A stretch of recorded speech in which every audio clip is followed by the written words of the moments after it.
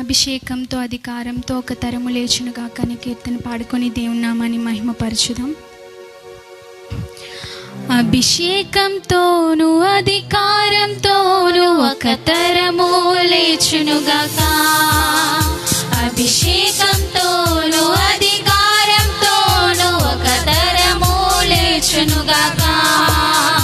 రాజ్యములను జయించెదన్, దేశములను స్వాధీనపరచెదన్.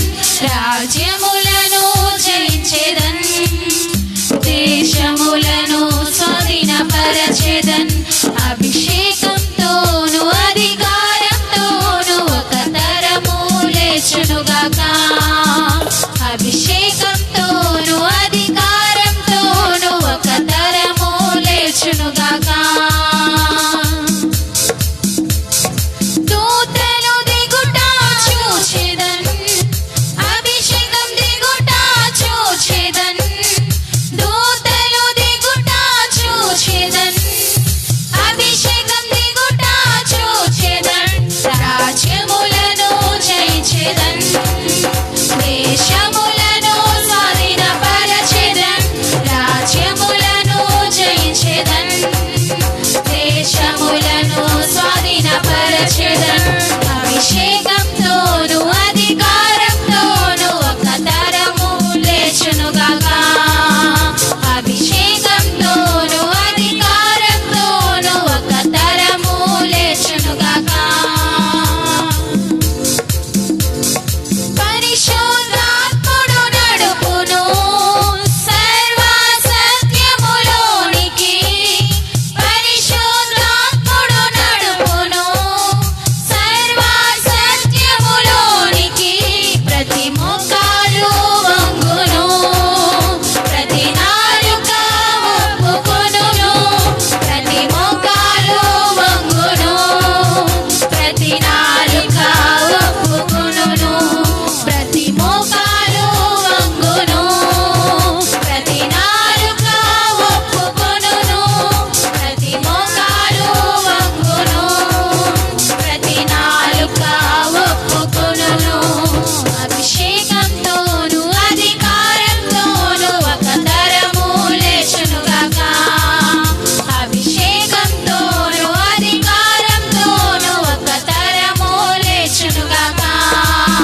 రాజ్యములను జయించెదన్, దేశములను స్వాధీనపరచెదన్. రాజ్యములను జయించెదన్, దేశములను స్వాధీనపరచెదన్. ఒక పౌలు వలె నేను మారెదన్, దేశములను స్వాధీనపరచెదన్. దావీదు వలె ఆరాధించెదన్, దేవునిని మహిమపరచెదన్. ఒక పౌలు వలె నేను మారెదన్, దేశములను స్వాధీనపరచెదన్. దావీదు వలె ఆరాధించెదన్, దేవునిని మహిమపరచెదన్. ఒక పౌలు వలె నేను మారెదన్, దేశములను స్వాధీనపరచెదన్. దావీదు వలె ఆరాధించెదన్, దేవునిని మహిమపరచెదన్. దేవునిని మహిమపరచెదన్, దేవునిని మహిమపరచెదన్. హల్లెలూయా.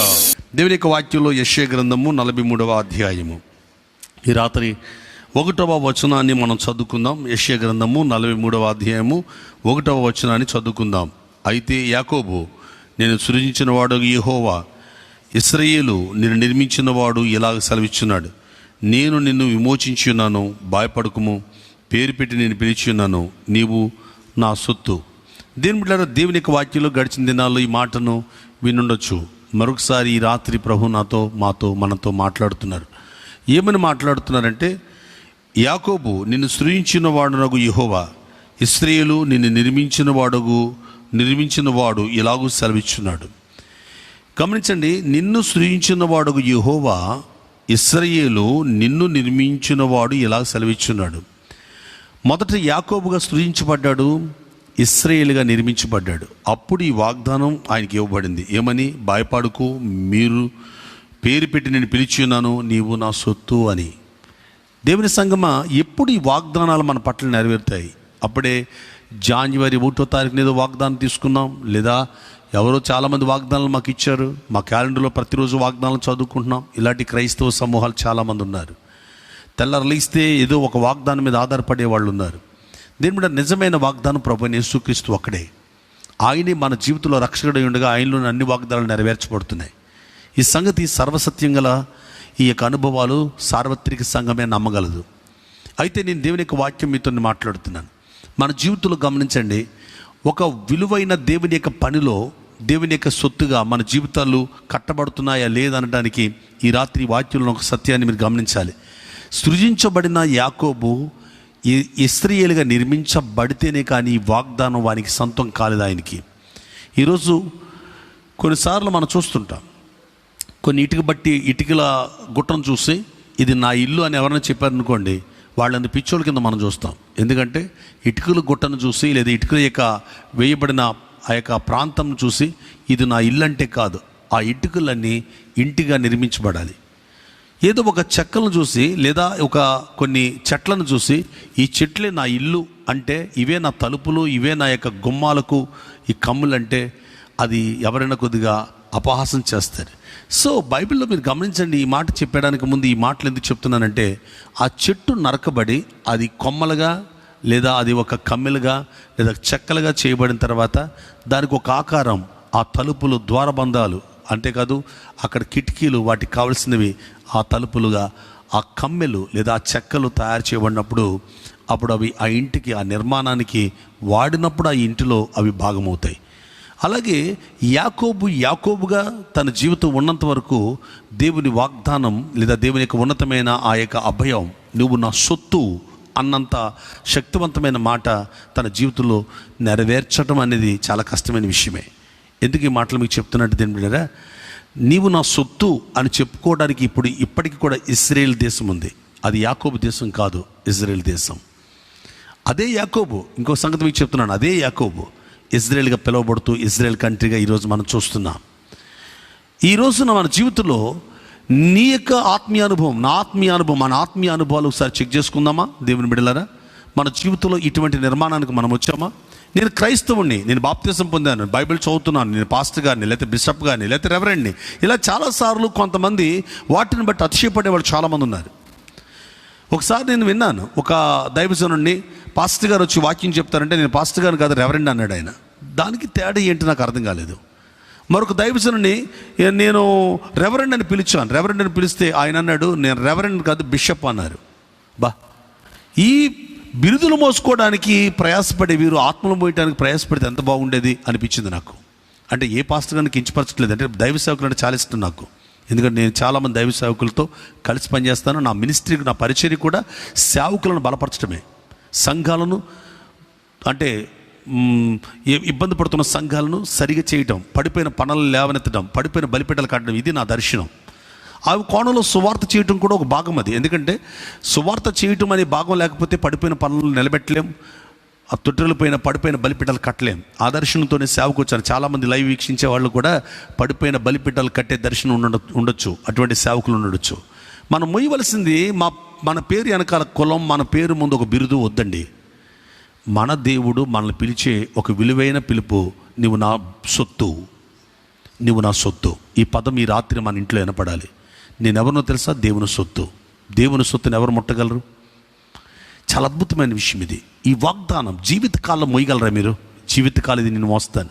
కారణం ఏంటంటే నేను ఆయన సొత్తు. నేను ఎప్పుడు నిలబడినా నేను ఆయన సొత్తు. ప్రజల ముందు నిలబడినా, లైవ్ ముందు నిలబడినా, ఒకవేళ ఫేస్బుక్ ముందు నిలబడినా నేను ఆయన సొత్తు. ఈరోజు మనల్ని ఏమన్నా ముట్టాలంటే, ఒక కరోనా వైరస్ వచ్చిందా, ఆయన సెలవు లేకుండా నా మీదకి రాదు అని నువ్వు నమ్ముతున్నావా? జ్వరం వచ్చిందా, రొంప వచ్చిందా, నింద వచ్చిందా, బాధ వచ్చిందా, ఇబ్బంది వచ్చిందా, ఆయన సెలవు లేకుండా నా మీదకి రాదు అని నమ్మగలిగే ధైర్యం నీకుంటే నువ్వు ఆయన సొత్తు. Praise the lord. అటువంటి అనుభవం గుండా వెళ్ళే క్రైస్తవ సంఘాలకు నా 2 చేతులు జోడించి నమస్కరిస్తున్నాను. వారికి వందనాలండి. అటువంటి వారు దేవుని పిల్లలు. నేను ఆయన సొత్తు అని పిలువబడాలంటే, ఆ స్థితికి మీరు రావాలంటే ఖచ్చితంగా యాకోబులాగా ఉండకూడదు. యాకోబు ఇశ్రాయేలుగా మారే అనుభవానికి రావాలి. నేనే క్రైస్తవుడని చెప్పుకోవడం కాదు, క్రీస్తు బిడ్డగా నీవు కనపడడానికి నీ లోపల ఆయన ఛాయలు కనపడాలి, ఆయన ఆచుక్యలు కనపడాలి. అటువంటి అనుభవం మనకు ఉందా? దేవుని బిడ్డలారా గమనించండి. ఆ విషయానికి వస్తున్నట్లయితే ఆదికాండం దేవుని యొక్క వాక్యం, ఆయన యాకోబు ఇశ్రాయేలుగా మారిన సన్నివేశాన్ని గురించి నేను ఆదికాండం దేవుని యొక్క వాక్య భాగంలో 32వ అధ్యాయం మన వాక్యాన్ని చూద్దామా. అక్కడ రాయబడిన సత్యాన్ని మీరు చూసినట్లయితే 24వ వచనం నుండి మీరు 28వ వచనం వరకు చూడొచ్చు. కానీ అయితే 28వ వచనం ఒకటి చదువుతున్నాను. అప్పుడు ఆయన, నీవు దేవునితోనూ మనుషులతోనూ పోరాడి గెలిచితివి గనుక ఇక మీదట నీ పేరు ఇశ్రాయేలే గాని యాకోబు అనబడదని చెప్పెను. ఇశ్రాయేలే గాని ఇక యాకోబు అనబడదు. అసలు యాకోబు అనే పేరు పెట్టింది ఎవరు? ఈ యాకోబు అని పేరు పెట్టింది ఈ లోకంలో మనుషులు. ఇశ్రాయేలు పేరు పెట్టింది ఎవరు? పరలోకంలో ఉన్న దేవుడు. పరలోక సంబంధమైన స్వరం అది. ఈరోజు గమనించండి, మన ఈ లోక సంబంధమైన మనుషులతో మెప్పు పొంది, ఈ లోక సంబంధమైన మనుషుల యొక్క మనుగడను కోరి, ఈ లోక సంబంధమైన మనుషుల యొక్క ప్రేమలు ఆశించి, ఈ లోక సంబంధమైన సంపదల కోసమే సేవ చేస్తే మనంత భ్రష్టులు ఎవరు ఉండరు. లేదు, నా పరిచర్యను, నా పనిని పరలోకం మెచ్చుకోవాలి, పరలోకం చూడాలి, పరలోకం నన్ను గుర్తించాలి, పరలోక సంబంధమైన శబ్దం నాకు వినపడాలి. మీ అంత ధన్యులు ఎవరు లేరు.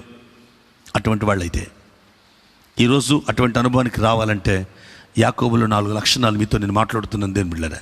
ఆ 4 లక్షణాలు మాట్లాడడానికి దయచేసి ఒక సంగతి మీకు తెలియజేస్తాను. ఫస్ట్ ఆఫ్ ఆల్ ఒకటి ఏంటంటే, యాకోబు ఇశ్రాయేలుగా మారడానికి ముందు యాకోబు జీవితంలో తన ప్రయాణంలో పద్నారాము నుండి బయలుదేరుతున్నాడు. పద్నారాము నుండి ఆయన బయలుదేరి ఒకవేళ హెబ్రోను ఆ ప్రాంతాలకు వెళ్తున్నాడు, ఇశ్రాయేల్ దేశానికి వెళ్ళిపోతున్నాడు కదా. వెళ్తున్న ప్రాంతంలో ఇప్పటికీ 20 సంవత్సరాలు లాబాను ఇంట్లో, పద్నారాము లాబాను ఇంట్లో 20 సంవత్సరాలు కొలువు చేశాడు. 20 సంవత్సరాలు కొలువు చేసిన ఆయన జీవితంలో, ఆయన బ్రతుకులో, ఆయన సంపాదన, ఆయన ఆలోచన, ఆయన భార్యల ఉపపత్నులు, వారి యొక్క పనివారు, వీరందరిని చూస్తే చాలా సమూహం ఉంది. మనకు అందరికీ అర్థమయ్యే సంగతే ఆ పరిశుద్ధ బైబిల్ దేవుని యొక్క వాక్యాన్ని మనం చదువుతుంటే 30 అధ్యాయం చూసినా, ఏమంటే ఆయన బయలుదేరిన 31వ అధ్యాయం చూసినా ఇవన్నీ మనకు కనపడుతూ ఉన్నాయి. కానీ 32వ అధ్యాయంలో అతనికి మహానయన్ కనపడింది. మహానయన్ అనగా దేవుని యొక్క సన్నిధి. మహానయన్ అంటే ప్రకటన, మనకు దేవుని యొక్క వాక్యంలో పరమగీతాల్లో చూస్తాం. మహానయన్ అంతా అంటే ఉన్నతమైన వ్యూహిత సైన్య సమబేకర అనే మాటలు మాట్లాడుతున్నప్పుడు ఆ యొక్క సంఘమును గురించి మహానయన్ అంత శక్తివంతమైనదని మాటలు. మహానయన్ అనే మాటకు అర్థం ఏంటంటే, దీని బిడ్డలారా, దేవుని యొక్క సైన్యం ఇది, దేవుని సేనలు, 2 సేనలు అనే మాట. 2 సేనలు అంటే, ఒకటి పరలోకానికి ఎక్కే సేన, 2 పరలోకం నుండి భూమి మీద దిగి వచ్చే సేన. Praise the lord. ఈ యొక్క మహానయన్ ఈ కనపడిన ఈ 32వ అధ్యాయాన్ని గమనిస్తే ఆయనకి 28వ అధ్యాయానికి వెళ్తే ఒక కళ కనపడింది. 28వ అధ్యాయంలో లాబాను ఇంటికి రావడానికి ముందు, పెళ్లి కాకముందు, వివాహం కాకముందు, అంటే అప్పటికి సంతానం లేదని కదా, అతనికి సంపాదన లేదని కదా, ఒంటరిగా బయలుదేరుతున్న అనుభవం. ఆ ఒంటరితనంలో కనపడిన మహానయ్యని ఒక నించిన పరలోకానికి భూమి మీదకి వేయబడింది. దేవదూతలు ఎక్కుతూ దిగు వస్తూ ఉన్నాయి. ఆ సంగతి చూచాడండి మన యాకోబు గారు. ఇప్పుడు మరలా లాబాను ఇంటి నుంచి బయలుదేరిపోతున్నప్పుడు మరలా దైవ దర్శనంలో మహానయ్య 2 సమూహాలు కనపడ్డాయి, సేనలు.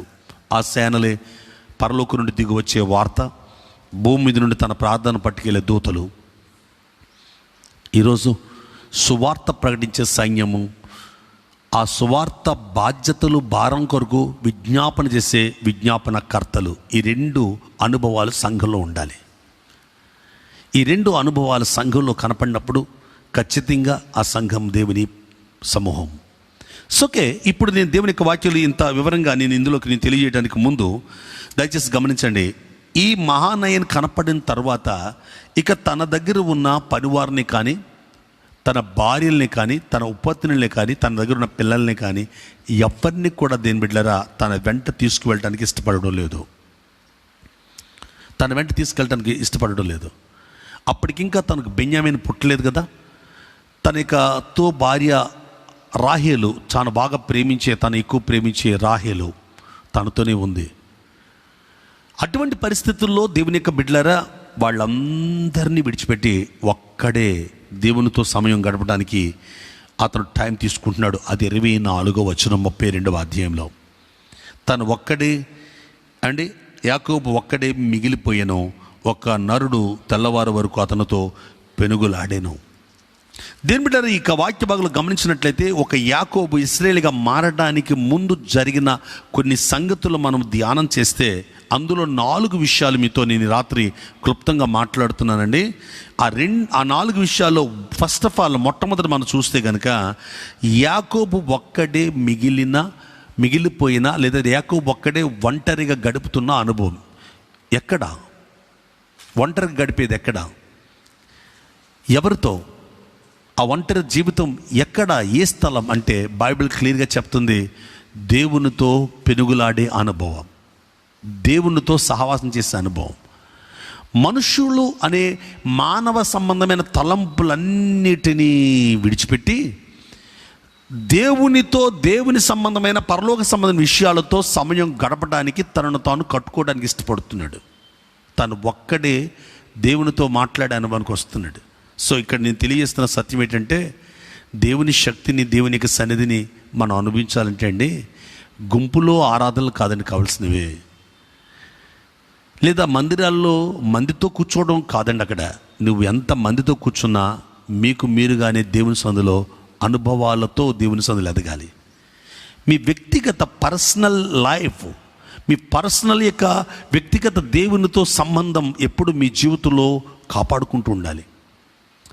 తండ్రిని బట్టి, తల్లిని బట్టి, పిల్లల్ని బట్టి, అక్కచెల్లెళ్ళని బట్టి, లేదా తోబుట్టువులను బట్టి, ఇంకా చెప్పాలంటే మీ యొక్క కొలిక్స్ని బట్టి, లేదా మీ చుట్టూ ఉండే సమాజాన్ని బట్టి, దేవుడు నాకు తెలిసిపోయాడు, దేవుడితో నేను సమయం గడుపుతున్నాను, ఇప్పుడే చర్చికి వెళ్ళి వచ్చాము, ఇప్పుడు మా ఈదుల వాళ్ళందరూ, ఈ మాటలు చెప్పకండి.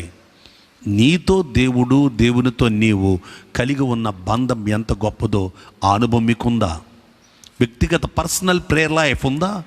వ్యక్తిగత ప్రార్థన జీవితం, వ్యక్తిగత బైబిల్ ధ్యానం, వ్యక్తిగత సంఘములో దేవునితో నీకు మీరుగా కట్టబడే అనుభవం, మీకు మీరుగా ప్రభుతో నింపబడే అనుభవం.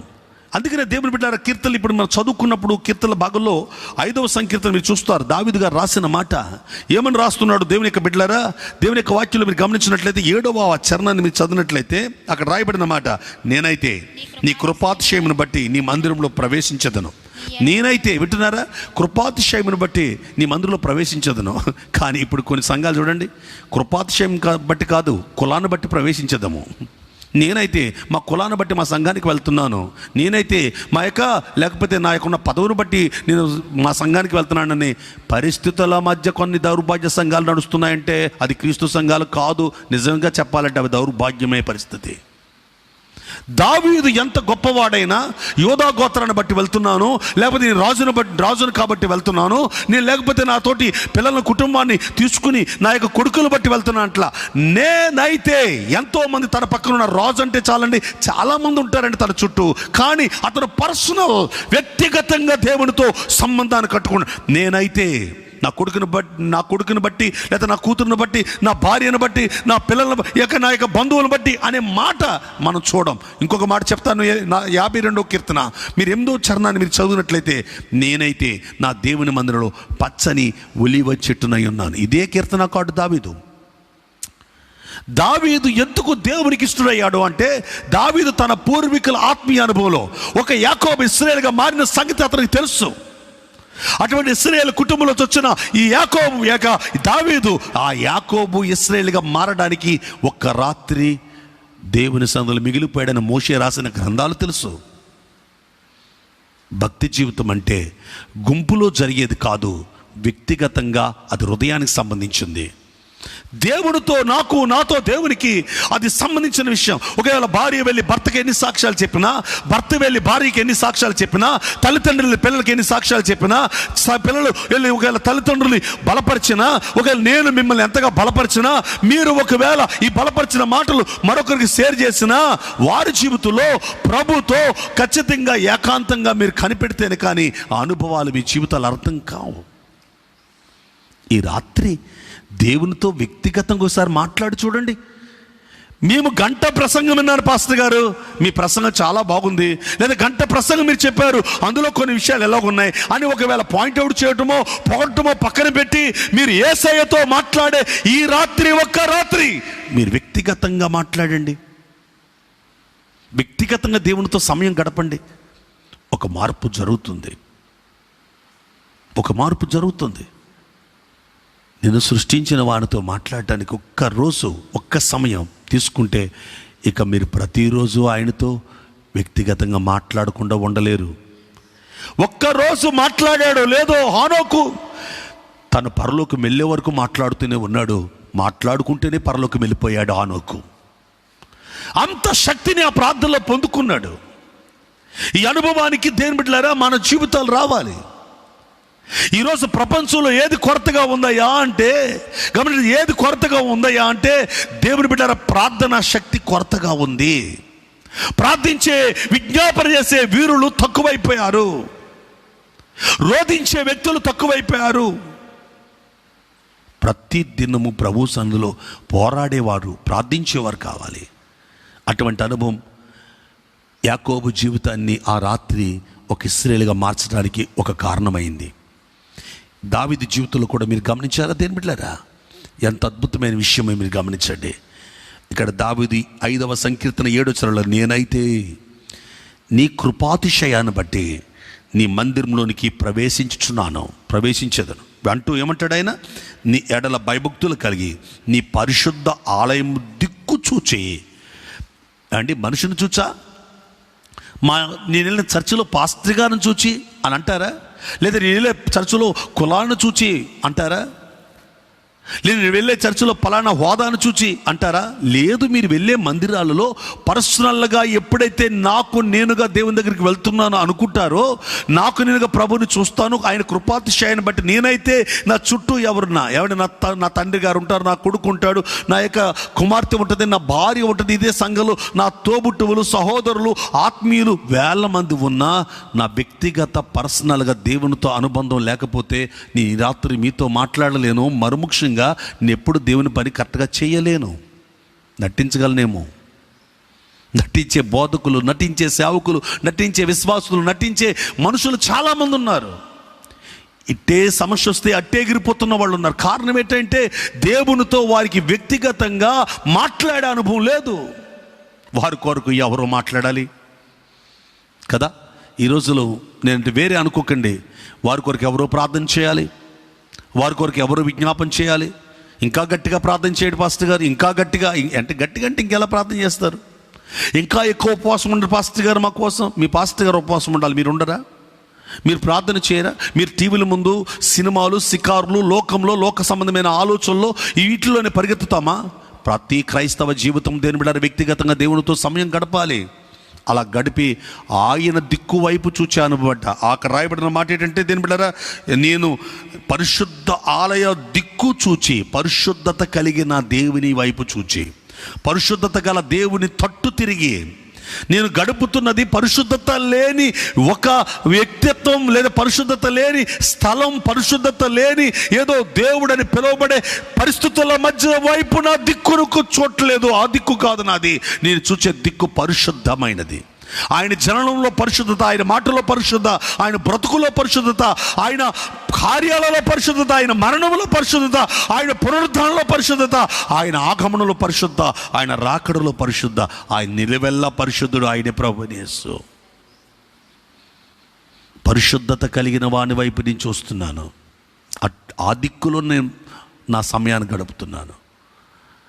మీరు పర్సనల్గా ప్రభుతో సమయం గడిపితే, పర్సనల్గా ప్రభు అయిన యేసుక్రీస్తు వారితో మీరు ప్రార్థన చేయగలిగితే, వింటున్నారా? పర్సనల్గా బైబిల్ స్టడీ మీకు వ్యక్తిగతంగా మీతో చదివే బైబిల్ మీరు చదివితే మీరు చాలా ధన్యులు. చాలాసార్లు నేను అదే బాధపడుతుంటాను. చాలామందికి నేర్పడానికి ప్రయత్నిస్తూ ఉంటారు, నేర్పడానికి, వాళ్ళకి చెప్పడానికి, వీళ్ళు చెప్పడానికి. నేను చాలాసార్లు అదే చెప్తాను నాతో ఉన్న వాళ్ళకి. అది ఏం చెప్తానంటే, వీళ్ళతో వాళ్ళు చెప్పడానికి కాదు, కానీ దేవునితో మాట్లాడే అనుభవంలోనికి, దేవుని మాట వినడానికి మనం సిద్ధపడాలి. పౌలు గారు ఏమన్నారంటే, కొరింథీ సంఘానికి రాస్తున్నప్పుడు, భక్త పౌలు గారు ఆయన మొదటి పత్రికలో ఆయన చెప్తున్న మాట, ఇతరులకు బోధించిన తర్వాత నేను భ్రష్టునైపోతానేమో అని చెప్పి తన శరీరాన్ని అంటే ప్రతిదినం ఏం చేస్తానంట, నలగొట్టుకుంటున్నా అని చెప్తున్నాడు. ఈరోజు రాత్రి దేవుని యొక్క వాక్యంలో మన వ్యక్తిగతంగా దేవునితో మాట్లాడే అనుభవం, నేనైతే అన్న మాటను దావీదు పలికిందని ఒక్కసారి మీరు ఆ స్థలాన్ని గుర్తించినట్లయితే, ఆ వాక్య భాగాన్ని మీరు ఒక్కసారి ఆలోచించినట్లయితే, దావీదుకున్న ఆత్మీయ అనుభవం, ఈరోజు యాకోబుకున్న ఆత్మీయ అనుభవం మన జీవితంలో కూడా ఉండగలిగితే, ఇశ్రాయేలుగా యాకోబుని దేవుడు ఎలా మార్చుకున్నాడో, నిర్మించుకున్నాడట, కట్టుకున్నాడు. ఏమండి, ఆయన పుట్టినప్పుడు యాకోబుగా పుట్టాడు.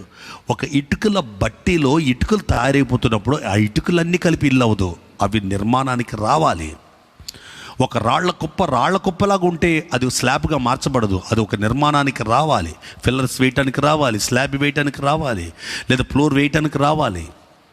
ఒక కర్ర చెట్టులా ఉండిపోతే కాదు, అది ఒక నిర్మాణానికి కావలసిన రీతిలో ఆ వడ్ర మేస్త్రి గారి ఆ యొక్క కార్పెంటర్ గారి చేతిలో అది ఏ స్థితికి రావాలో ఆ స్థితికి దాన్ని ముక్కలుగా చేయబడుతున్నప్పుడు, అది చెక్కబడుతున్నప్పుడు, ఆ స్థితి అక్కడ కనపడుతున్నప్పుడు, అబ్బా ఎంత సూపర్ అద్భుతంగా ఉంది గుమ్మం, ఈ తలుపులు చాలా బాగా చెక్కారు, ఇంత డిజైన్ ఎలాగొచ్చింది. అది కర్రగా ఉంటే కాదు, నిర్మాణానికి రావడానికి ఉలి చేతను, రంపముల చేతను, అది రకరకాల అక్కడున్న వాళ్ళకి ఇవ్వబడిన ఆ వస్తువుల ద్వారా అది చెక్కబడతా ఉంది.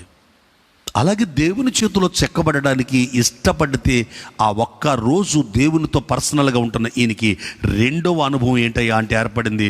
దేని బిడ్డారా, అక్కడ ఆయనకటన్నా ఈ యొక్క 32వ అధ్యాయం ఆదికాండంలో దేవుని యొక్క వాక్యంలో మనం చూస్తున్నట్లయితే 25వ వచనాన్ని అక్కడ అతనిని గెలవకుండా చూచి తొడగూటి మీద అతన్ని కొట్టాను. అప్పుడు ఆయనతో పెనులాట వలన యాకోబు తొడగూడు వసెలెను. ఎందుకు ఇంత క్లియర్గా ఈ వాక్యాన్ని మీకు చదివి వినిపించడానికి ప్రయత్నం చేస్తున్నానంటే, చాలామంది మందిరాలకు వెళ్ళగానే ఇట్టే వెళ్ళగానే అట్టు అద్భుతం జరగాలనుకుంటారు. ఈలోక సంబంధమైన భక్తిది. ఈ భక్తి జీవితం ఎలాగుతా అంటే, మీరు 7 వారాలు రండి, మీరు అనుకున్న కార్యం చూడండి, ఏదో యాడ్. మీరు మా సంఘానికి రండి, మీరు అనుకున్నట్లుగా మీకు అద్భుతాలు జరుగుతాయి. మీరు మా టీవీ యొక్క పరిచర్కి స్పాన్సర్ చేయండి, లేదా మా లైవ్ కార్యక్రమానికి స్పాన్సర్ చేయండి, లేదా మా యొక్క సంఘాల్లో మీరు కానుకలు తీసుకురండి, మీ జీవితంలో ఏ కొరత లేకుండా దేవుడు పోషిస్తాడని చెప్పే బడాయి బోధలు ఎక్కువైపోయినాయి ఇప్పుడు.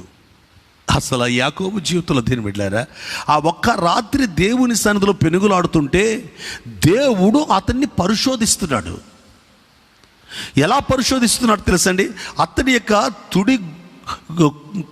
ఆ కాళ్ళ మీద, ఆ యొక్క తొడ మీద ఆయన కొట్టినప్పుడు ఆ తొడ గూడు వసిలెను, అంటే ఆ తుంటి నరం తెగిపోయింది. యాకోబు జీవితంలో ఆ ఔటితనం అనేది, ఒక బలహీనత అనేది వచ్చింది. ఈరోజు గమనించండి, బలహీనత అంటే చాలు దాని దగ్గర ఒకసారి మనం ఆగిపోతాం. కానీ దేవుని బిడ్డలారా, ఈ పరీక్ష, ఈ పరిశోధనకు యాకోబుడు నిలబడతాడా లేదా? గాయం పెట్టే చేతులు గాయం కట్టగలవండోయ్. ఈ పరిశోధనకు నిలబడతాడా లేదా? ఈ పరీక్షకు నిలబడతాడా లేదా? ఇదేమయ్యా, చర్చికి వస్తే ఒక ఆమె చర్చికి వచ్చింది, దేవుని యొక్క వాక్యాన్ని వింటూ ఉంది, ఇలాగా దేవుని యొక్క పరిచయం జరుగుతూ ఉంది. ఆమెకు ఒక క్యాస్ట్ పిచ్చి, నేను చాలా పెద్ద క్యాస్ట్ అన్న ఫీలింగ్ ఆవిడకి. ఒక చర్చి మారి ఇక్కడికి వచ్చింది, ఈ చర్చిలో ఏదో కొనసాగుదాం అనుకుంది. అక్కడేదో మెహర్బానీ చేద్దామని, ఏదైనా షాపింగ్ మాల్కి వెళ్తే వాడిని తీసుకెళ్ళాలి, ఆవిడని పొగడాలి, ఆవిడని పట్టించుకోవాలి, ఆవిడని అని చెప్పి ఈ సంఘంలో కూడా ఏదో చిన్న మీటింగ్ పెట్టి ఏదో పరిచయం చేసి ఆ స్త్రీలని ఈ స్త్రీలని వాళ్ళకు బాగా, అంటే ఆమె వెళ్ళేది ఏంటంటే కొంతమందిని క్యాస్ట్ వారిని ఎన్నుకుంటుంది, కొంతమంది క్యాస్ట్ వారిని వద్దనుకుంటుంది. ఇటువంటి మనిషి ఇలాగ ఎంటర్ అయిన విషయం నాకు పూర్తిగా తెలియదు. ఎప్పుడు తెలిసిందంటే, వాక్యములు జల్లించడం మొదలుపెట్టినప్పుడు, వాక్యములు ఖండిస్తున్నప్పుడు అప్పుడు తేలిపోతారు ఈ నిజమైన క్రైస్తవులు ఎవరు, కాని వాళ్ళు ఎవరు. నిజంగా ఎన్ని గద్దించినా, ఎన్ని ఒకవేళ వాళ్ళ జీవితంలో ఒకవేళ సరిచేసే పరిస్థితులు, లోపాలు సరిచేస్తే వెంటనే దిద్దుకోవడానికి ఇష్టపడుతున్నారా, లేదా నిలబడటానికి ఇష్టపడుతున్నారా, చెదిరిపోకుండా ఉండగలుగుతున్నారా? వాళ్ళు నిత్యరాజ్యాన్ని కట్టడానికి ఇష్టపడుతున్నారు. వాళ్లకు పరలోక సంబంధమైన బంధం కలుపుతాడు దేవుడు. లేదు, నేను కేవలం ఇక్కడ పేరు కోసమే, ఖ్యాతి కోసమే, గుర్తింపు కోసమే, పొగడత కోసమే నా పని ఏదో చేసుకోవడానికి. ఇంకా పైగా ఏమంటదట ఆ తల్లి అంటే, మీరంటే పడతారు కానీ నేను పడను. నేను పడనన్న వాళ్ళందరూ ప్రభు దగ్గర నిలబడగలరా? అందుకనే యాకోబు దేవుని కొరకు నిలబడగలడా లేదా? యేసుప్రభు ఈ లోకానికి వచ్చారండి. ఆయన మొదట ఏం బోధిస్తారని అందరూ ఎదురు చూశారు. ఆయన బోధించే బోధ కోసం ఎదురు చూసినప్పుడు ఆయన బోధలో ఏమని బోధించాడు? మొట్టమొదట ఆయన బోధలు గమనించండి. మత్తయి సువార్త 5వ అధ్యాయానికి వచ్చినట్లయితే ఆయన అన్నారు, ఆత్మ విషయమై దీనులైన వారు ధన్యులు, పరలోక రాజ్యం వారిది అన్నాడు. ఆత్మ విషయమై దీనులు అంటే అర్థం ఏంటి? శరీర సంబంధమైన శ్రమ వచ్చినా, శరీర సంబంధమైన కష్టం వచ్చినా, శరీర సంబంధమైన ఇబ్బందులు వచ్చినా, నీవు తప్ప, నీవు కర్త, నిన్ను గురించిన ఆలోచన తప్ప నాకు ఈ లోకంలో ఏది ఆధారం లేదు, నీవే దిక్కు, నీవే ఆధారం అని దేవుని మీద ఆధారపడే అనుభవమే ఆత్మ విషయమే దీనత్వం. నీకు తెలిసినంత నాకు తెలియదయ్యా అని అర్థం. నువ్వు చేయగలిగేది ఏది కూడా నేను పాయింట్అవుట్ చేయలేనయ్యా, నేను తప్పపట్టలేనయ్యా, ఎందుకంటే నువ్వు చేసే ప్రతి దాని వెనక ఒక కారణం ఉంటుందని అనిపించేలాగా బ్రతికే వ్యక్తిని ఆత్మలో దీనత్వం అంటారు. హల్లెలూయా. అది ఏమి జరుగుతున్నా నేను ప్రశ్నించలేను, ఓ కుమ్మరు వానితో కొండ తగునా అని తనలో తాను గుర్తించగలిగే వాడిని ఆత్మలో దీనత్వం కలిగిన వాడు అంటారు. అంటూ ఇంకా అది అర్థం కాదేమో అని యేసయ్య స్వయంగా ఆ మత్తయి సువార్తలో దీని బిడ్డల 5వ అధ్యాయంలో మీరు చూస్తున్నప్పుడు చాలా అద్భుతమైన మాట చెప్పారు. ఏమని మాట చెప్పారంటే దీని బిడ్డరా, ఆయన చెప్పిన ఆ బోధలో ఉన్న 9, 10 లేదా 10, 11, 12 వచనాల్లో నీతి నిమిత్తము హింసింపబడువారు అంటే నీతి అనగా దైవత్వం, నీతి అనగా పరలోకమైన చిత్తం, నీతి అనగా పరలోక సంబంధమైన విశ్వాసం. భూ సంబంధమైన విశ్వాసాన్ని నీతి అనరండి, జాతి అంటారు. పరలోక సంబంధమైన విశ్వాసం నీతి అంటారు. మీరు బైబిల్ ఎక్కడ చూసినా పరలోక సంబంధమైన విశ్వాసం కలిగిన వాడిని నీతిగా ఎంచాడు దేవుడు. ఈ లోక సంబంధమైన విశ్వాసం కలిగిన వాళ్ళని జాతి లేదా అది ఒక మతం. ఈ లోక సంబంధమైన విశ్వాసులు అందరూ విశ్వాసం అంతా మతస్థులు అన్నారు, పరలోక సంబంధమైన విశ్వాసాన్ని నీతి కలిగిన వారు అన్నారు. అటువంటి పరలోక సంబంధమైన విశ్వాసులు ప్రయాణం చేసేవానికి హింసలు వస్తాయి.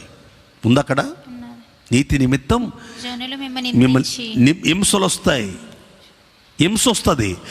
అప్పుడు ధన్యులు మీరు. అంతేకాదు పరలోక రాజ్యము వారిది, అటువంటి వాళ్ళకి ఇస్తాను పరలోక రాజ్యం. అంటే నీతి నిమిత్తం హింస లేని రాజ్యం, హింస లేకుండా రాజ్యం వెళ్ళిపోవాలంటే కుదరదట.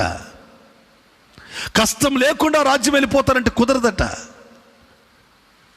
నాకు ఇన్ని బాధలు, ఇన్ని నిందలు, ఇన్ని సమస్యలు, ఇన్ని బాధలు, ఇన్ని కష్టాలు, ఈ సేవ ఎందుకు ప్రభు నేను చేయలేకపోతున్నాను అంటే నువ్వెందుకు రా బాబు అక్కడ అంటాడు దేవుడు.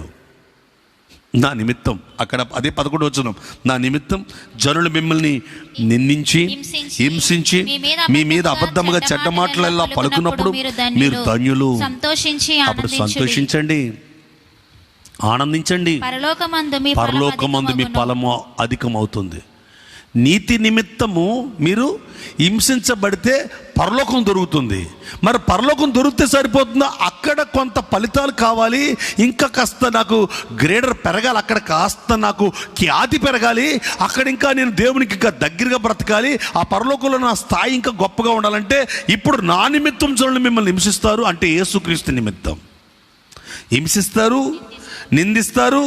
ఏమండి, అనేక అబద్ధమైన చెడ్డ సాక్ష్యాలని చెప్తారు. అయినా మీరు సంతోషంగా ఆనందంగా ఉంటే పరలోకంలో మీ ఫలము అధికమవుతుంది. ఇప్పుడు పరలోకంలో మీ ఫలం అధికం అవ్వాలంటే పరలోకం చేరడానికి ఒక హింస అయితే, పరలోకం చేరిన తర్వాత ఫలితాలు పొందడానికి అప్పుడు కూడా మీకు జనులు నిందిస్తారు, హింసిస్తారు. దేని బిడ్డారా, శ్రమ లేకుండా, శోధన లేకుండా, ఇబ్బంది లేకుండా పరలోక సంబంధమైన ఈవులు భూమి మీద పొందుదాం అనుకుంటే, పరలోక సంబంధమైన అనుభవాలు ఈ జీవితంలో పొందుదాం అనుకుంటే అది అసాధ్యమండి.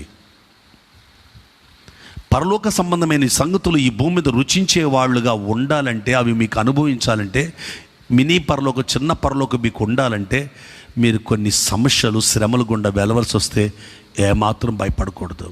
అగ్ని కదా, అగ్నిగుండం కదా బాబోయ్. మేము ఆ అగ్నిగుండంకి వెళ్ళే ముందు చిన్న నమస్కారం ఈ యొక్క రాజు ముందు, ఈ నెబుకద్నెజరు ముందు ఈ బొమ్మకు నమస్కారం చేసేస్తే సరిపోతుంది అనుకుని మన కొంతమంది క్రైస్తవులు చూడప్పుడప్పుడు నేను ఎక్కడ నిలబడినా నేను నమస్కారం అంటే పెడతాను కానీ మనసులో యేసుబాబునే తలంచుకుంటున్నానని చెప్పే ఇంటర్వ్యూలు ఉంటాయి కొన్ని. అటువంటి ఇంటర్వ్యూలు చేయలేదు షడ్రక్, మేషక్, అబేద్నెగో.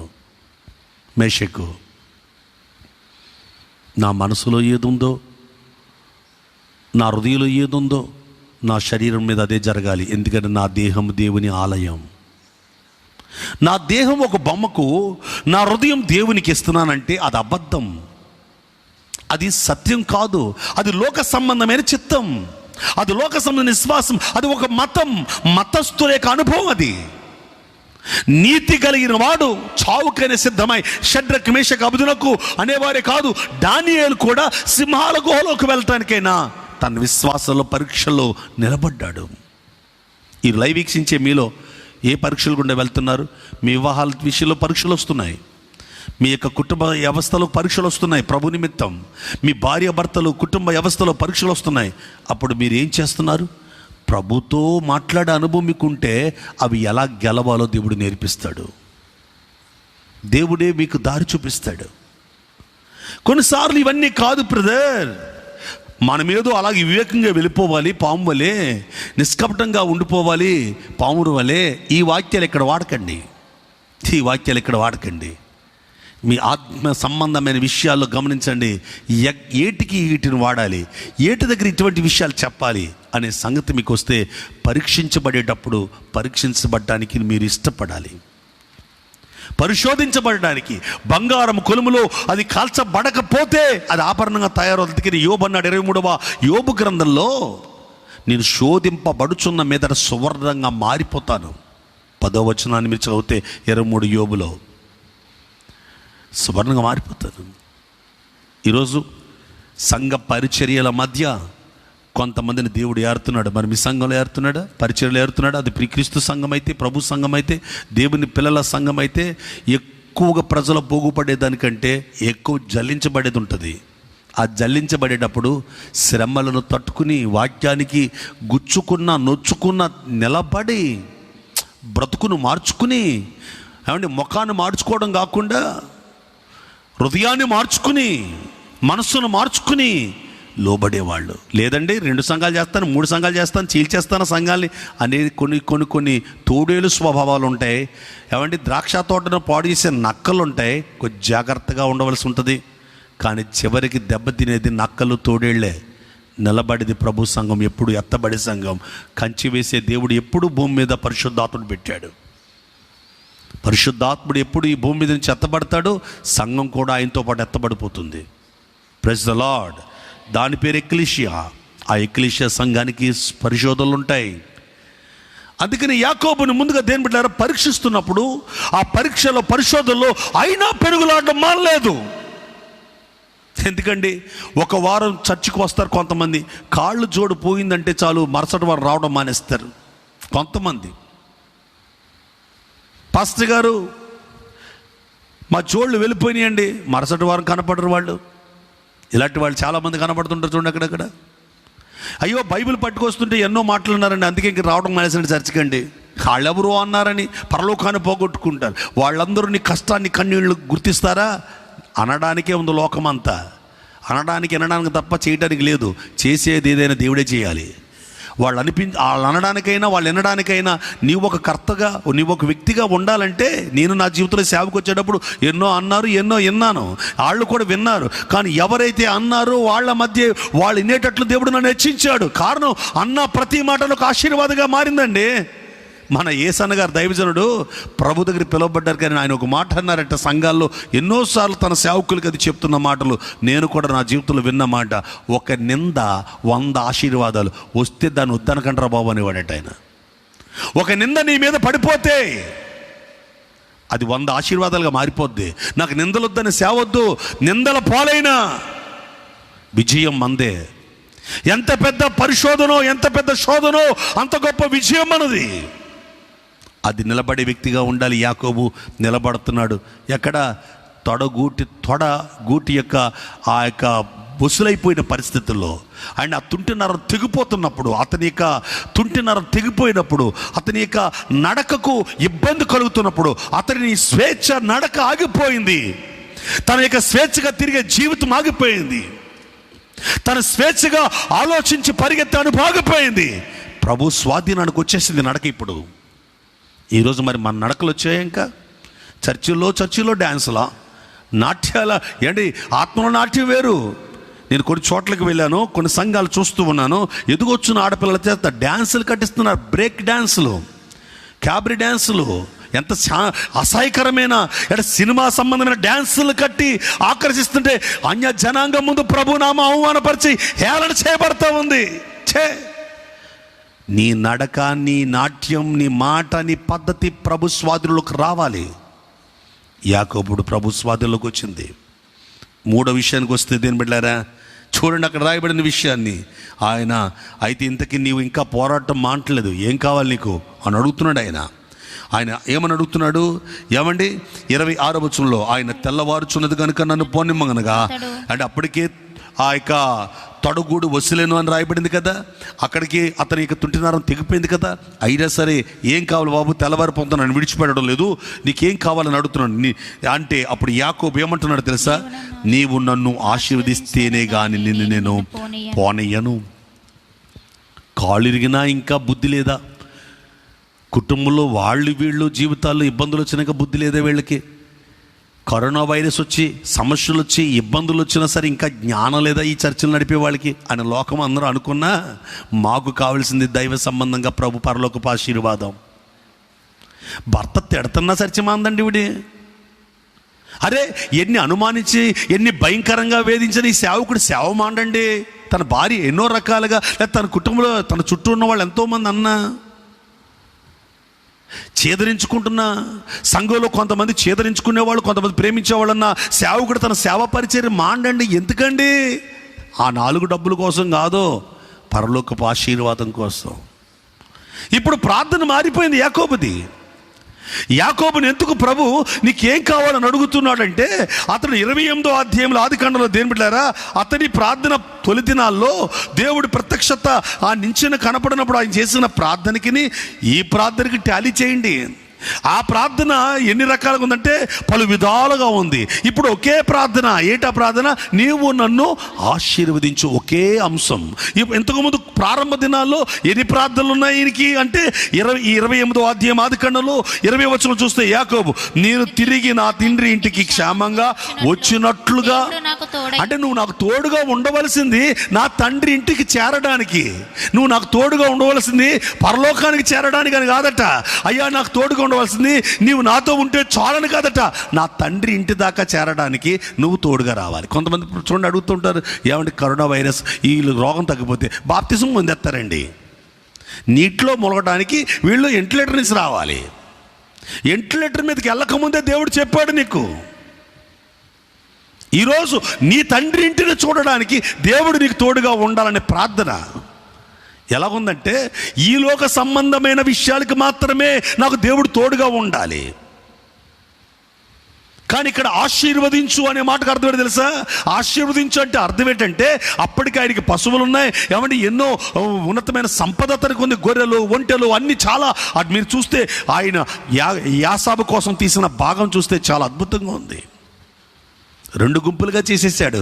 యాసాబుకు పంపుతున్నాడు, తనతో గుంపు ఉంది, తనకి 2 భార్యలు 2 దాసీలు. ఆ పాత నిబంధన గ్రంథంలో ఇక బైబిల్ లేని రోజులు అవి, ఈ ధర్మశాస్త్రమే లేదు యాకోబుకు ఆ రోజు. గమనించండి, వాక్యం ప్రత్యక్షపరచబడుతుంది, ప్రభు మాట్లాడుతున్నాడు మనసులో. అటువంటి టైంలో ఇప్పుడు ఏమంటాడు తెలుసా? నీవు నన్ను ఆశీర్వదించు అంటే అర్థం ఏంటంటే, నీవు నాతో ఉండిపో, నీవు నా ఇంటిలో పుట్టాలి, నా ఇంటిలో జన్మించాలి, నేను నీ సొత్తుగా పిలువబడాలి, నీ జనాంగంగా నేను వినిపించుకోవాలి.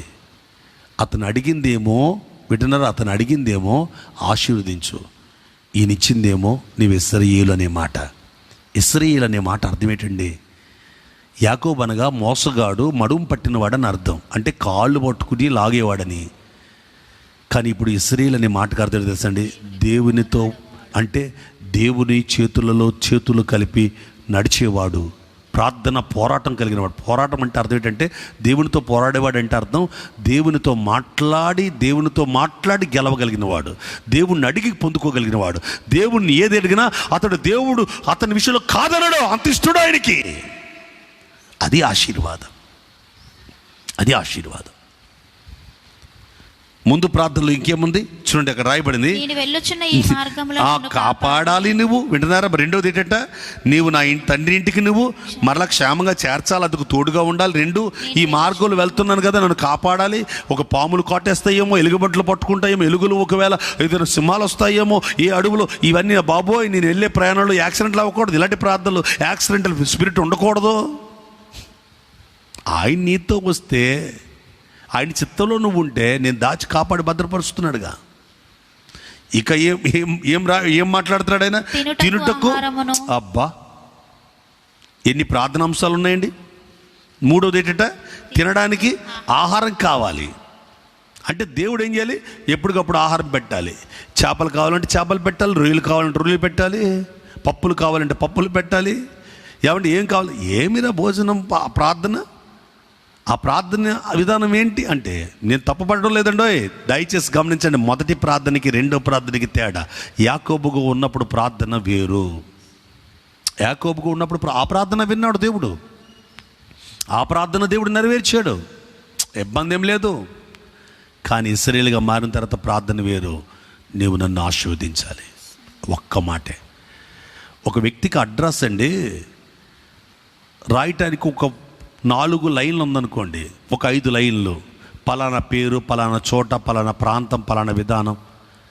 ఇది అపోస్తలిక్ కింగ్స్ టెంపుల్, లేదా అపోస్తలిక్ కింగ్స్ టెంపుల్ అనే పేరుకి మండపేట, తర్వానిపేట, పలానా స్టేషన్ దగ్గర, పోలీస్ స్టేషన్కి ప్రక్కన, లేకపోతే పలానా ప్రాంతంలో, పలానా రాజమండ్రికి నియరు, రాజమండ్రి అన్నీ పెట్టామంటే ఈ ఊరు తెలియదని అర్థం, ఈ ప్రాంతం తెలియదని అర్థం. అలా కాకుండా అపోస్తలిక్ కింగ్స్ టెంపుల్ మండపేట అని ఆ పిన్ కోడ్ వేసేసి పంపేశారు అనుకోండి, డైరెక్ట్ మాకు వచ్చిందంటే ఎంత అడ్రస్ తగ్గిపోతుందంటే అంత బాగా తెలుసని అర్థం, ఎంత అడ్రస్ పెరుగుతుందంటే అంత బాగా తెలియదని అర్థం. దేవుని దగ్గర నీ ప్రార్థన లిస్ట్ బాగా పెరిగిపోయిందంటే దేవుడు నీకు తెలియదని అర్థం. దేవుని దగ్గర నీ ప్రార్థన లిస్ట్ తగ్గిపోయి స్థుతులు పెరిగిపోయినంటే నీకు దేవుడు ఎవరో తెలిసిందని అర్థం. తమ దేవుని ఎరుగు వారు బలము కలిగి గొప్ప కార్యాలు చేస్తారంటే అర్థం ఏంటో తెలుసా? నీ ప్రార్థన లిస్టులో కోరికల పుట్ట తగ్గిపోవాలి, స్థుతుల యొక్క ఆరాధన ఎక్కువైపోవాలి.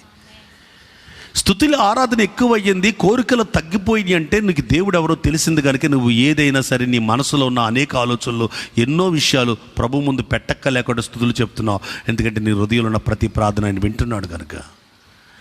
నీకు దేవుడు ఎవరో తెలియలేదు కాబట్టి నువ్వు ప్రార్థనాంశాలు ఇంకా ఎక్కువ పెరిగిపోతున్నాయి, ఇంకా పెరిగిపోతున్నాయి. ఇంకా నీవన్నాయా, మరి ఏమైనా ఉన్నాయా? ఎగ్జామా? ఓకే. నీ పరీక్షలా? ఓకే. నీ యొక్క కట్నం ఇంకా సమకూడలేదా? అయ్యో ఇది జరిగిందా, అది జరిగిందా? ఓ ఈ పలానా వాళ్ళకి అది లేదు, ఇది లేదు. తెల్లారు లేస్తే పొద్దున్నే వాళ్ళ పేర్లు పెట్టి ఇది లేదట ప్రభు, అది లేదట. ఈ కోరికల పుట్ట కాదు, రక్షణ కొరకు ప్రార్థనలు లేవాలి. ప్రభు ఇచ్చే రక్షణ స్తూపాల ప్రార్థనలు లేవాలి. ప్రజలను అట్రాక్ట్ చేసుకోవడానికి ఒక పుస్తకం పెట్టుకుని వాళ్ళ పేరు రాసుకుని మీ పేర్లు పెట్టి ప్రార్థన చేస్తున్నాం మేము అని మైకుల్లో చదువుతుంటే వీళ్ళు మురిసిపోతూ ఉంటారు. నా కోసం ఏం చేశారు తెలుసా? ఈ సంవత్సరం ప్రార్థనలో పంటల కోసం ప్రార్థన చేశారు, బాగా పండింది తెలుసా?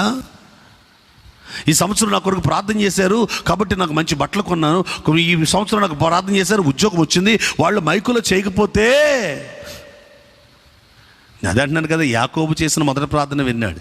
కానీ ఆ ప్రార్థనలు ఎలా మారాలంటే, పుస్తకాల్లో రాసే నీ పేరులో ఉన్న కోరికల పుట్ట పోవాలి, జీవగ్రంథంలో నీ పేరు రాసే స్థితికి నువ్వు రావాలి. ఆ ప్రార్థనకు రావాలి. ఇక ఏమంటాడు? తినడానికి ఆహారం కావాలట, ధరించుకోవడానికి వస్త్రం కావాలట. అంటే అరిగిపోయేది, చిరిగిపోయేది. ఇక నెక్స్ట్, నాకు దయచేస్తే నువ్వు దేవుడై ఉండు. కానీ ఇక్కడికి వచ్చినప్పుడు ఈ ప్రార్థన ఏమైపోయింది? ఇవన్నీ పోయినాయి. యాకోబు ఒక్కడే మిగిలినప్పుడు నేర్చుకున్న ఇప్పుడు అనుభవం. అప్పుడు యాకోబు ఒక్కడే మిగిలినప్పుడు ఒక్కడిగాని మిగిలాడు, అన్నను తరుగుతున్నాడు కాబట్టి. ఇప్పుడు అలా కాదు, ఎవడో తరిమేవాడు లేడు, తరిమేవాడు అక్కడితోనే ఆగిపోయాడు లాభాను. విన్నారా? ఇప్పుడు ప్రేమించే వాళ్ళే ఉన్నారు. ప్రేమించే రాహేలు ఉంది, ప్రేమించే లేయ ఉంది, ప్రేమించే పిల్లలు ఉన్నారు. అంటే 11 మంది కొడుకులు ఉన్నారు, కుమార్తె, తన కుటుంబంలో దాసీలున్నారు, పనివారు. యాకోబు ఏ చెప్తే, ఏ ఆర్డర్లో పెడితే ఆ ఆర్డర్లో ఉండే పనోళ్ళు వాళ్ళు. అరే అబ్బాయిలు మీరు ఎదురు ఉండండి, మీరు వెనకాల ఉండండి, వీళ్ళు ఎక్కడ ఉండండి. ఆ ఏ ఆర్డర్లో వాళ్ళు పెట్టాడో, ఏ క్రమంలో పెట్టాడో ఆ క్రమంలోనే యాకోబు మాట ఎంత జవదాటకుండా నడిచే సైన్యం ఉంది అతనికి. అయినా దేవుని మాట కోసం వీళ్ళందరినీ, ప్రేమించే వాళ్ళందరినీ, తనను ప్రేమించే వాళ్ళందరినీ అక్కడెట్టి తన దేవుని ప్రేమ కోసం ఒక్కడే మిగిలిపోయాడు. నా దేవుని ప్రేమ నాకు కావాలి, ఎంతమంది ఈ భూమి మీద ప్రేమించునా ఆయన ప్రేమ లేకపోతే నా హృదయంలో, నా మనస్సులో, నా ప్రాణంలో స్థిమితం ఉండదు, నా ఆత్మలో ఆనందం ఉండదు తెలుసుకున్నాడు. 4వ విషయానికి వస్తే దేని బిడ్డారా, 1 ఒంటరిగా దేవునితో పోరాడే, మాట్లాడే వ్యక్తిగత బైబిల్ స్టడీ, వ్యక్తిగత ప్రార్థన జీవితం, వ్యక్తిగత దేవుని సన్నిధికి వచ్చినా సరే, అందరూ ఉన్నా సరే వ్యక్తిగతంగా వాక్యం విను. ఇది నా భర్త కోసమా, నా పిల్లల కోసమా, నా తల్లిదండ్రుల కోసమని కాదు. ఒక ఆయన పాస్టర్ గారు అంటున్నారు, చర్చకు వచ్చినప్పుడు అంటే కొంతమంది గొడుగేసి కూర్చుంటారండి. నేను ఆశ్చర్యపోయాను. గొడుగేసుకోవటం ఏంటంటే, గొడుగేసుకోవటం అంటే ఏం కాదంట, వాక్యం అనే వర్షం పడుతుంటేనంట వీళ్ళు గొడుగేసుకునంట. ఇప్పుడు వర్షం వచ్చినప్పుడు గొడుగేసుకుంటే ఏమవుద్ది, వాళ్ళ మీద పడదు ఆ వర్షం, ఏమవుద్ది ఆ పక్కన పడుతుంది. అలాగే వీళ్ళు గొడిగేసి కూర్చున్నట్టు ఉంటారట. వాక్యం అంతా వాళ్ళ మీద పడుతుంటే వీళ్ళు అనుకుంటారు ఈవిడ కోసమే చెప్పాడు, ఆయన ఈయన కోసం చెప్పాడు, వాళ్ళ కోసం చెప్పాడు. ఎప్పుడు నీ కోసం చెప్తాడు దేవుడు, అప్పుడు నువ్వు దేవుని బిడ్డవి. ఎప్పుడు నీ కోసం చెప్పాడని అనిపించినప్పుడు నువ్వు ముఖం మార్చుకునేలేవు, అప్పుడు నువ్వు దెయ్యం బిడ్డవి. ముఖం అంతా దెయ్యం రూపమైపోయి వెళ్ళిపోతుంది అని అర్థం. లేదు, ఎప్పుడు నా కోసం చెప్పాడని అప్పుడు నువ్వు మార్పు చెందుతావో. చూడండి, ఆ తొడగూటిలో ఆ తుంటినార తెగిపోయినా నిలబడ్డాడే, ఇది నా కోసమని తగిలిన దెబ్బకు నిలబడ్డాడే, అందుకని నీకేం కావాలని అడిగాడు. అప్పుడు దాకా అడగలేదు, గమనించండి. అందుకని ఈయనేం అడిగాడు, ఇప్పుడు నన్ను ఆశీర్వదించన్నాడు. ప్రార్థన అంశం మారింది. అప్పుడు గమనించండి. అయితే ఇప్పుడు ఇంకో రెండో ప్రశ్న వస్తుంది. ఏంటో ప్రశ్న? అయితే నేను నిన్ను ఆశీర్వదించాలంటున్నావు కదా, మంచిది, మరి అయినా నీ పేరేమని ఆయన అడగగా అతడు యాకోబు అని చెప్పాను. గమనించండి దేని బిడ్డారా, యాకోబు పేరు దేవునికి తెలియదా? యాకోబు పేరు దేవునికి తెలుసు, కానీ తన కన్న తండ్రి ఉన్నాడు కదా, శారీరక ఈ లోకంలో తండ్రి దగ్గరికి వెళ్ళి ఏం చెప్పాడు ఇస్సాకు దగ్గర, యాసావుని నేను ఈ లోక దీవెనల కోసం, ఈ లోకములో ఇచ్చే నాన్న దీవెనల కోసం నేను యాసాబుని అని చెప్పినవాడు ఇప్పుడు నా దగ్గర ఎలాగ చెప్తాడు, ఏం చెప్తాడు? ఇప్పుడు తెలియదా దేవునికంటే? దేని బిడ్డారా, ఆయన హృదయాలను పట్టించుకుంటాడు. ఇది మాత్రం గుర్తించండి, ఆయన హృదయాలను చూస్తాడు. పరిశుద్ధ బైబిల్ దేవుని యొక్క వాక్యంలో గమనించండి. ఇప్పుడు కీర్తనలు చదివారు మీరు.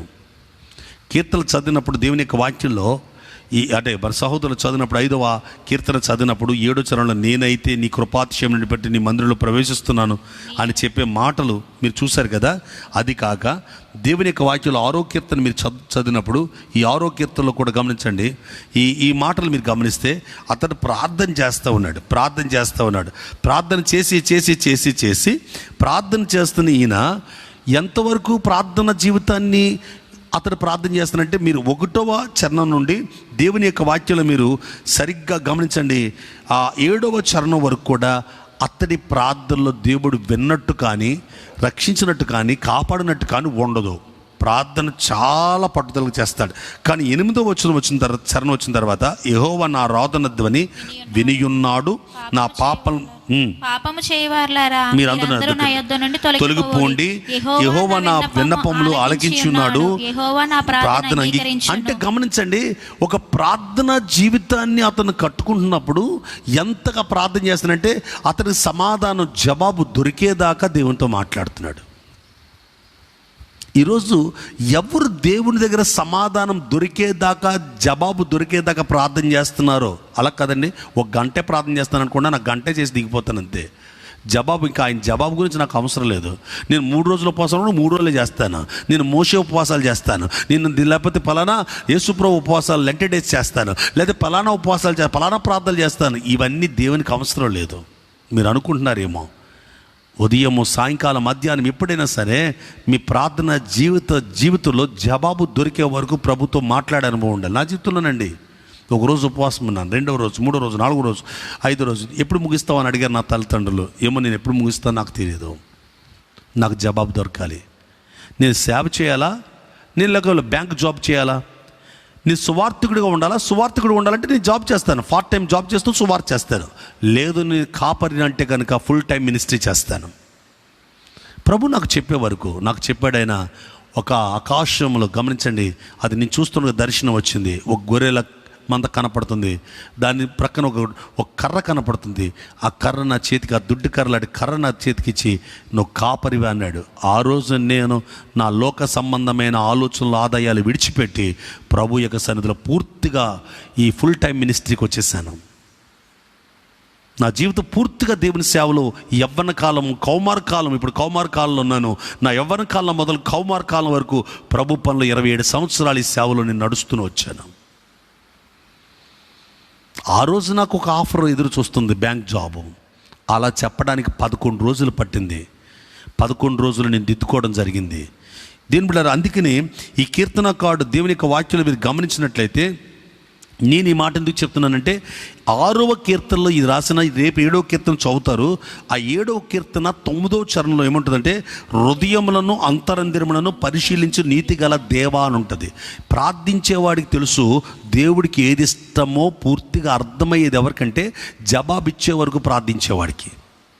దేవుడు జవాబిచ్చే వరకు ప్రార్థిస్తాను, దేవుడు జవాబిచ్చే వరకు ఉపవాసం ఉంటాను, దేవుడు జవాబిచ్చే వరకు నేను ఈ పరిచర్యలో నా ఆయన జవాబిచ్చే వరకు నేను ఈ బలిపీఠం వదలను అని చూడు. కొంతమంది పట్టుదల ప్రార్థనలో ఉంటారే, వాళ్ళ జీవితంలో కన్నీళ్ళు విడవని నేను ప్రభు జవాబిస్తాడు, నాకు ఇస్తాడు జవాబు. దర్శనంలోను, కళల్లోనూ, బైబిల్ యొక్క వాక్కులోను, దైవ సేవకులోను, ఎవరు నా స్థలంలో దైవ సేవకులు నడిపించో జవాబు నీకు వెంటనే బయలుపరుస్తాడు. ప్రవచన రూపంలోనో, ఒక కోణంలో కాదు, స్నేహితుల రూపంలోనో ప్రభు నీకు నేర్పిస్తాడు, తెలియజేస్తాడు. జవాబు దొరికేదాకా ప్రార్థించే అనుభవం, అంతేకాని సమయం వరకు చేసే ప్రార్థనలు కాదు ఇవి. అలాంటి అనుభవం ఉన్నవాళ్ళు హృదయాలను లక్ష్య పెట్టి దేవుడు అని తెలుసుకుంటారు. ఇప్పుడు యాకోబుకు తెలుసు దేవుడు పేరు ఎందుకు అడుగుతున్నాడు, నా హృదయాన్ని లక్ష్య పెడుతున్నాడు కనుక హృదయ యథార్థత దేవునికి అవసరం.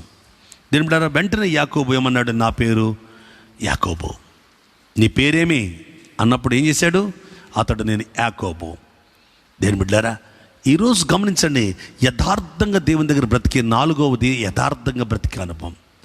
1 వ్యక్తిగతంగా దేవునితో మాట్లాడి, దేవునితో వ్యక్తిగత సాక్ష్యం, వ్యక్తిగత వాక్య అనుభవం, వ్యక్తిగతంగా బైబిల్ స్టడీ, వ్యక్తిగతంగా దేవునితో నువ్వు సహవాసం చేసే అనుభవం. 2 శ్రమలు, కష్టాలు, కన్నీళ్ళు, నిందలు, ఎన్నో సూటిపోటి మాటలు వచ్చిన నిలబడగలిగే ఓర్పు కలిగిన అనుభవం. 3వది దేవుని యొక్క వాక్యాన్ని మీరు గమనించినట్లయితే దేని బిడ్డారా, నీ ప్రార్థన లిస్టు పెరిగిపోక స్తుతుల ఆరాధన అనుభవం పెరిగి పరసంబంధమైన ఆశీర్వాదం నీ ప్రార్థన అంశంగా మారితే, ఆ అనుభవంలో అడిగేది దేవుని చిత్తంలో శ్రేష్టమైన ఆ ఈవి అనగా ఆశీర్వాదం అనే అనుభవాన్ని గుర్తించే ప్రార్థన అనుభవం. 4వదిగా యథార్థంగా దేవుని సందులో నిన్ను నీవుగా ఈ లోకంలోనూ దేవుని ఎదుట కనపడే అనుభవం. అందుకనే దినవృత్తాంతాల 2వ గ్రంథము 16వ అధ్యాయం 9వ వచనంలో రాయబడింది, తన ఎడల యథార్థ హృదయము గలవారిని బలపరచుటకై యెహోవా కనుదృష్టి లోకమందంతటా. మీరు ఆస్ట్రేలియాలో ఉన్నారా, లేకపోతే యుఎస్ఏలో అమెరికాలో ఉన్నారా, లేకపోతే మీరు ఒకవేళ కువైట్లో ఉన్నారా, ఒకవేళ బెహ్రాన్లో ఉన్నారా, మీరు దుబాయ్లో ఉన్నారా, ఇండియాలో ఉన్నారా, ఏ దేశంలో ఉన్నారో, నేను అన్ని దేశాల పేర్లు చెప్పకపోవచ్చు. మీరు ఇజ్రాయేల్లో ఉన్నారా, ఏ దేశంలో ఉన్నా లోకమందంతటా, ఈ భూమి మీద అంతటా ఆయన కన్నులు చూస్తున్నాయి. చూసి ఏం చేయబోతున్నాయి, ఆయన పట్ల యథార్థంగా ఉన్నవారిని నీవెక్కడ కృంగిపోయావు అక్కడి నుంచి నిన్ను బలపరచడానికి సిద్ధంగా ఆయన చేతులు నీ వైపు చాపబోతున్నాడు. ఎక్కడ నువ్వు పడిపోయావు అక్కడి నుంచి లేపడానికి అంటాడట, నీవు నా సొత్తు అంటాడు. ఇప్పుడు వరకు నువ్వు యాకోబువి కాదిక, నువ్వు నా సొత్తు అనే మాట ఇశ్రాయేలు అనే మాట. నువ్వు నిర్మించబడ్డావు. ఒంటరితనంగా గడపడంతో, నాతో సహవాసం చేయడంలో నువ్వు నిర్మించబడ్డావు. శ్రమలు, కష్టాలు, నిందలు నా వలన వచ్చినా నిలబడటంలో నిర్మించబడ్డావు. నువ్వు ప్రార్థన జీవితంలో లోక కోరికల పుట్టను ఆపి పరలోక సంబంధం విషయాన్ని పట్టుకోవడంలో నిర్మించబడ్డావు. అంతేకాదు యథార్థతలో నిర్మించబడ్డావు. ఉన్నది ఉన్నట్టు చెప్పడం, ఉన్నది ఉన్నట్టుగా బ్రతకడం, ఏదో లేని డూబు చూపించడం కాక ఉన్నది ఉన్నట్టుగా నీ జీవితంలో చేయటం నిర్మించబడ్డావు. అలాంటి అనుభవం అనుకుందా? దావీదు కూడా దేని బిడ్డ యథార్థ హృదయంతో బ్రతికాడు. అందుకని దేవుడు దావీదు జీవితంలో కూడా యథార్థ హృదయం కలిగివాడు కనుక అతన్ని బట్టి అనేక మందిని తూచాడు. తన సొంత కొడుకైన సాల్మన్ కూడా రాజుల మొదటి గ్రంథం 11వ అధ్యాయం 6వ వచనంలో కూడా దావీదులాగా యథార్థ హృదయం ఇతనికి లేదు అని సాల్మన్కు తీర్పిచ్చాడు. దావీదు జీవితంలో హెచ్చించడానికి గల కారణం, దావీదుని దేవుడు కొలమానంగా చేయడానికి గల కారణం దేని బిడ్డారా? యథార్థ హృదయం కలిగిన ఉండడం. యాకోబును చూచి, అంటే ఒక ఇశ్రాయేలుగా మార్చబడిన దాన్ని చూచి, ఆ పూర్వీకుల అనుభవాలు చూచి, ఆ తరం వారి యొక్క సంగతులు చూచి, వచ్చే తరం అనే మన తరాలకు ఓ మాదిరిగా మధ్యవర్తిగా దావీదు నిలబడ్డాడని గత దినాల్లో విన్నారే, అది యాకోబు అనుభవాన్ని తెల్లో కట్టుకున్నాడు. యథార్థత. దేని బిడ్డారా, ఈరోజు యాకోబుని కాదు తను కొట్టింది, లేదా ఆ తొడగూటి మీద కొట్టింది. 53వ యెషయా గ్రంథంలో 10వ వచనంలో కూడా మన ప్రభువుని యేసుక్రీస్తు వారిని ముట్టుట కొట్టుట ఆయనకి ఇష్టమైందంట, తన సొంత కుమారుని. ఎందుకు అంటే అందరి క్షేమం, ఆశీర్వాదం కోసం. ఒకవేళ యాకోబు ఇశ్రాయేలుగా మారితే ఇశ్రాయేలు ప్రజలకి ఆశీర్వాదం ఏమో, కానీ అటువంటి ఇశ్రాయేలు కుటుంబంలోంచి యేసు ప్రభు జన్మించి ఆయన మొత్తబడ్డాడు. ఎందుకు ఆయన కొట్టబడ్డాడు? ఆయన ఎందుకు శిలువ మీద ఆయన మెలికలతో కొట్టబడ్డాడు అంటే ఈ ప్రపంచమంతటి ఉన్న మనుషుల కొరకు ఒక ఆశీర్వాదంగా మనమందరం ఆయన సొత్తుగా మారడానికి. అదేటయ్యా, యాకోబు ఇశ్రాయేలుగా మారితే ఇశ్రాయేల్ ఆయన సొత్తు కానీ, ఇశ్రాయేల్ ఆయన సొత్తు కానీ, మనం ఎలాగ ఆయన సొత్తు అని కొంతమంది క్రాస్ ఎగ్జామినేషన్ చేసేవాళ్ళు ఉంటారు. ఈ వాగ్దానం మంద కాదండి, ఇశ్రాయేల్ కండి అనేవాళ్ళు ఉండొచ్చు. కానీ అదే యెషయా గ్రంథము 53వ అధ్యాయంలో గమనిస్తే అదే యాకోబు కుటుంబంలోంచి, అదే ఇశ్రాయేల్ కుటుంబంలోంచి పుట్టిన ప్రభు యేసుక్రీస్తు వారు మనందరి పాపాల కొరకు ఆయన మొత్తబడ్డాడు, కొట్టబడ్డాడు, సిలువ వేయబడ్డాడు, కురుపుగా మార్చబడ్డాడు. ఆయన కొట్టుట, ఆయనను ఆ విధంగా శిక్షించుట తండ్రికి ఇష్టమైంది. కారణం ఏంటి అంటే మనందరం ఆయన సొత్తుగా క్రీస్తు ద్వారా అవ్వడానికి. ఇప్పుడు ఎవరైతే క్రీస్తు యేసునందు ఉంటారో వారందరూ ఆయన సొత్తు. ఇప్పుడు నేను ఆయన సొత్తు. ఇశ్రాయేలు జనాంగం యాకోబుని బట్టి సొత్తు అయితే నేను క్రీస్తుని బట్టి దేవుని సొత్తు. ఈ రాత్రి మీరు క్రీస్తు బిడ్డలా, మీరు ఆయన సొత్తు. ఆయన సెలవు లేకుండా మీ ఇంటిలో ఏది జరగదు. చాలా ప్రమాదాలు, చాలా నిందలు, చాలా కలలు చాలా చెడ్డగా వస్తున్నాయి పాస్టర్ గారు అంటారా? అయితే మీరు ఈ రాత్రి దేవునితో మాట్లాడండి. ఆయన సెలవు లేకుండా ఇది జరగదని మీరు వింటున్నారు కదా, దానికి జవాబు ఆయన ఖచ్చితంగా మీకు ఇస్తాడు. జవాబు దొరికేదాకా ప్రార్థన చేయండి, జవాబు దొరికేదాకా దేవునితో మాట్లాడండి. ఖచ్చితంగా ఆయన జవాబు ఇస్తాడు. మీరు ఆయన సొత్తు, మర్చిపోకండి, భయపడకండి. మరలా చెప్తున్నాను ఈ వాగ్దానం, భయపడకండి. మీరు ఆయన సొత్తు, నేను ఆయన సొత్తు. ప్రార్థన. ప్రేమగల తండ్రి పరిశుద్ధుడా, ఈ రాత్రి ఇలా వీక్షించే ప్రతి కుటుంబం, ఇక్కడున్న ప్రతి ఒక్కొక్క బిడ్డ మేము నీ సొత్తు అయి ఉన్నాం ప్రభా, నీ జనాంగమై ఉన్నామయ్యా. మీ సన్నిధిలో మమ్మల్ని బలపరిచారు, నీ కృపగల హస్తాలకు మమ్మల్ని మేము అప్పగించుకుంటున్నాం. నిజమే, మా జీవితంలో వ్యక్తిగత ప్రార్థనలో నిర్మించబడే అనుభవం మాకు కావాలి. శ్రమలు, నిందలు, బాధలు, కష్టము, కన్నీళ్ళు, దైవజనుడు గద్దిస్తున్నా, దైవజనుడు సరిచేస్తున్నా, లేదా తోటి విశ్వాసుల వల్ల నిందలు వస్తున్నా, తోటి సహోదరుల వల్ల సమస్యలు వస్తున్నా, సమాజంలో శోధనలు వస్తున్నా, నీలో మాత్రం తొలగిపోకుండా నిలబడగలిగే అనుభవం, నీతో సహవాసం చేసే అనుభవం. ఏ మందిరంలో నిందించబడి ఉందో అన్న అదే మందిరంలో సమూయేలును పెట్టినట్లుగా, ఏ స్థలమందు తన జీవితాన్ని ఇబ్బందుల పాలైపోయాడో అదే స్థలమందు ఘనపరచబడిన వ్యక్తిగా దావీదుని మా జీవితాల్లో కూడా నీ అందు నిలబడగలిగే అనుభవం మాకు కావండి. అటువంటి అనుభవం మాకు ఇవ్వండి. అంతేకాక మా జీవితంలో మేమే నిర్మాణానికి రావాల్స్తున్నామో, ఒక యాకోబు ఇశ్రాయేలు నిర్మాణానికి రావాలన్నావు, అప్పుడు ఆ సొత్తు భయపడద్దు నువ్వు నా సొత్తు అన్నట్టుగా ఈరోజు మా జీవితంలో కూడా వ్యక్తిగత ప్రార్థన అనుభవం, శ్రమలు, శోధనల మధ్య ఓర్పు అనుభవం, మా జీవితాల్లో ప్రార్థన జీవితాలలో మేము ఆశించే ప్రార్థనలు కాక నీ చిత్తాన్ని గ్రహించే ప్రార్థన అనుభవానికి మా ప్రార్థన స్థితి మారిపోవాలి. ఆ రూపానికి మమ్మల్ని తీసుకురండి. మా జీవితంలో యథార్థ హృదయంతో ప్రవర్తించే యథార్థత కలిగిన జీవితం మాకు ఇవ్వండి. యథార్థత రూపానికి మమ్మల్ని, మా మాటలో యథార్థత, దావీదు చెప్పినట్లు నా నోటి మాటలు నా హృదయ ధ్యానం నీ దృష్టికి అంగీకృతముగా ఉండునట్లుగా నన్ను చేయమన్నాడే. అలాంటి అనుభవంలో ఇలా వీక్షించే మమ్మల్ని అందరినీ, ఈ పరిచయలో ఉన్న మమ్మల్ని అందరినీ, ఇక్కడున్న ప్రతి బిడ్డలను మీ హస్తాలకు అప్పగించుకుంటూ యేసు నామమున స్తుతించి ప్రార్థిస్తున్నాము తండ్రి. ఆమేన్. God bless you. షలోమ్.